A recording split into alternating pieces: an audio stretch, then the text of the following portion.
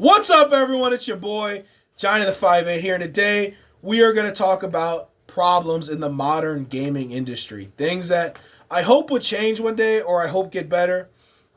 But they're probably not because, it's all about the money. Now, let's get into it. Online gaming should be free 100%.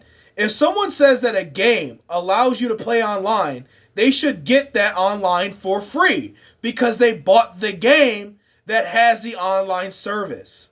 Not have to pay extra money to pay online for PlayStation or Xbox. They shouldn't have to pay a monthly fee to play online for a game that has that as a feature. It's just greedy. All right. The next one I want to talk about is massive game sizes and storage issues. Because these games are so massive, it practically forces you to buy an internal or external hard drive, costing you a lot more money.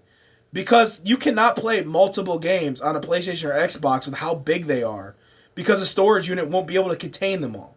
You'll only be able to play maybe 1 to 4 games, I would say. So if you're a person that's like really into gaming, that's not going to do it for you. And you're going to have to spend that extra money for an internal or external hard drive. It's basically like trying to fit Shaq into a Kia. He's never going to fit. He's too damn big. You know what I'm saying? That's basically what these games are like. A lot of times you have to sacrifice games just for updates for a game that you want to play as well. So you got to play, which game do I sacrifice? Which game do I not sacrifice? You should not have to play those games in your console storage system. You shouldn't. So I don't know, like maybe just make the hard drives bigger for the next console so they can take more games in.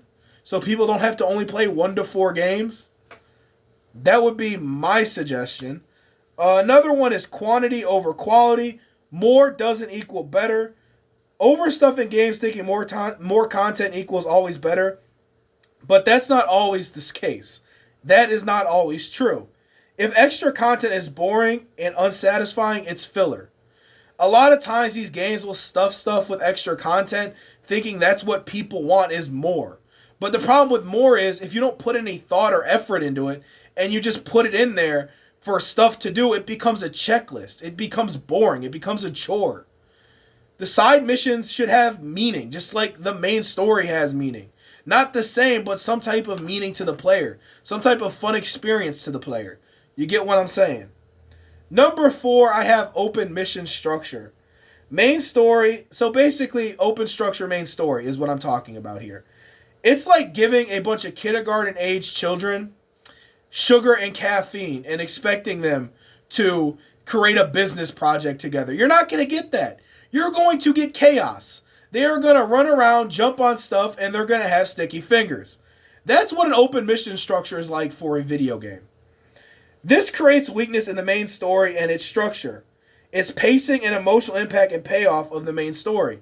It creates problems with the emotional payoff, the pacing, and a lot of other issues in the story because they cannot connect story beats so strongly or cannot connect story beats with, great effect because they have to have this open mission structure, which means that when you play the game, any order you do the missions in, it has to make sense.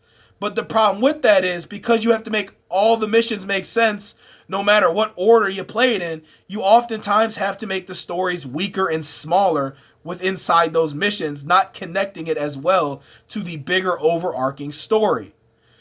This means things like emotional payoffs lose its, meaning.